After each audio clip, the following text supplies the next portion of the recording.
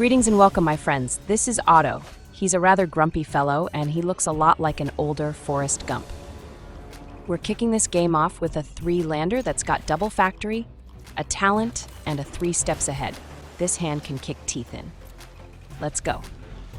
Keep your pants on. Our Surveil land shows us a man land on top. We'll keep it as that's our 4th mana, and we need 4 mana to make a surprise synthesizer. Playing out the man land gives us the opportunity to play out our cards on schedule. Amazing. Someone plays Spell Pierce in this meta.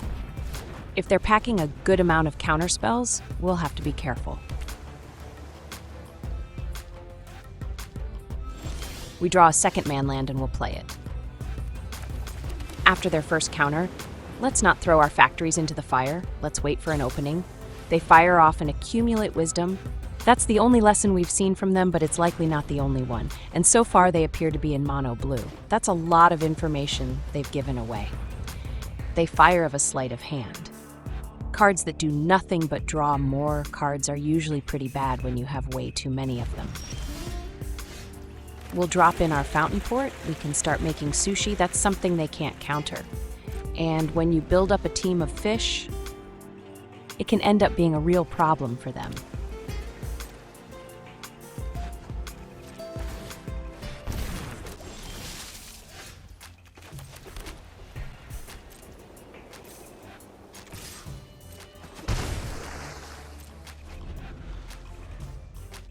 They counter our fountain port with a demolition field. We do have man lands we can activate as well, so they have too many targets to try to hit and only 1 demolition field. They do decide to hit our fountain port. We'll have to start hitting with man lands. The downside of blue is they don't really have removals.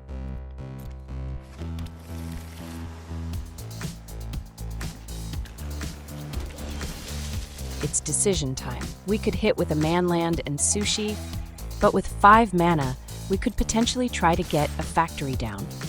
Let's hit them first and think about it. Attacking now means we'll want to go for either the battlefront or a factory. The battlefront would be vulnerable to attack spell, but a factory does leave us with 2 mana to pay for a potential counterspell.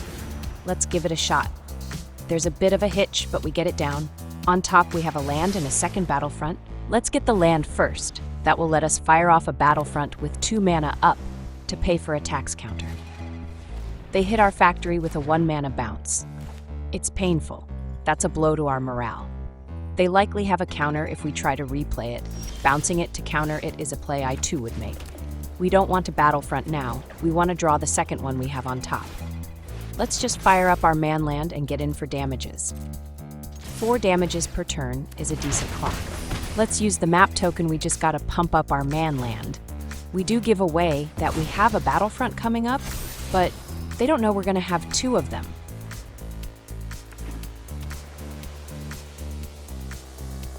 They throw down a terror, an old school mono blue threat when mono blue was good. It does have ward 2, so if we play one of our removals, we'll only have 3 mana left. And if they have a tax counter, we won't be able to pay for it and pay the ward cost. Let's go for the factory.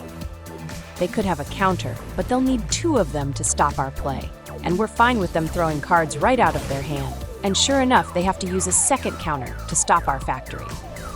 We've got them down to only 2 cards in hand, and we have to hope they are running out of steam.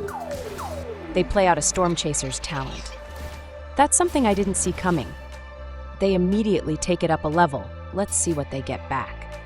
That's their bounce spell from earlier. They fire it off to return their talent back to their hand. Tapping this much mana is a clear indicator they don't have a counter in hand. They could and should have kept some mana up, at least make us concerned they have a counter. But instead, they've tapped out completely. They send their terror, and we'll use one of our sushi to block. Let's preserve as much life as we can while we can. Our robot overlords might have a chance to make an appearance. On top, we have a 3rd factory and another removal. We like both, and we'll keep them in that order. Up next is our hover ship. That will get us our first robot overlord.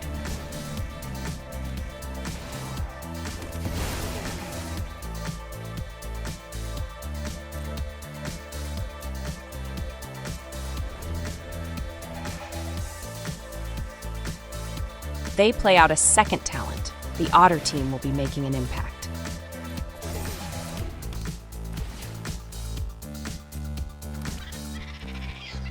They level up the talent right away. Another play like their last turn? Are they hoping Otter Team 6 gets the job done? Sure enough, it is more of the same. Maybe they are feeling the pressure to get in for damages before we build up a squad of robot overlords.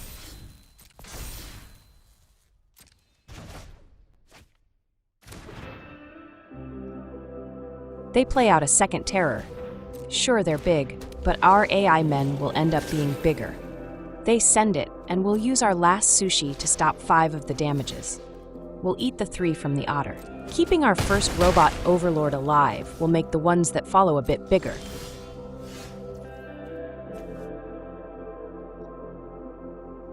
We'll play out the second factory that's going to give us a second robot overlord. On top, we have a removal along with a third battlefront. Let's put the battlefront on top. A rigged battlefront is very powerful, and this is how we rig the game in our favor. We'll drop in a removal and take out an Otter. We can't nail their terrors, but those will end up smaller than our men.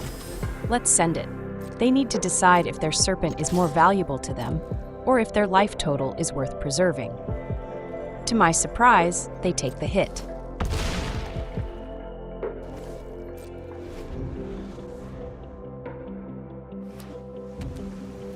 They play out their talent. The endless tokens should prove to be effective blockers, but they need to keep generating a bunch of them on each of their turns. A card draw spell is their next play. They probably should have taken up a talent to level 3 a while ago to get Otter tokens a lot easier. That's another serpent, but those are undersized compared to our robot overlords. They do us the favor of tapping out. We have the green light for a battlefront on our turn.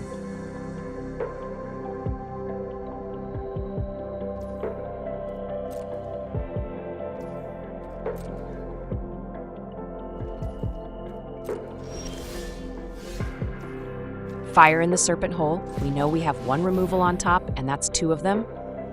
We have 2 mana up, so we can take out a serpent and we can clear the way, and it's like they knew. That's GG's extra robot overlord cheese. And that, my friends, wait, their serpents are crying like little girls, is another satisfied customer.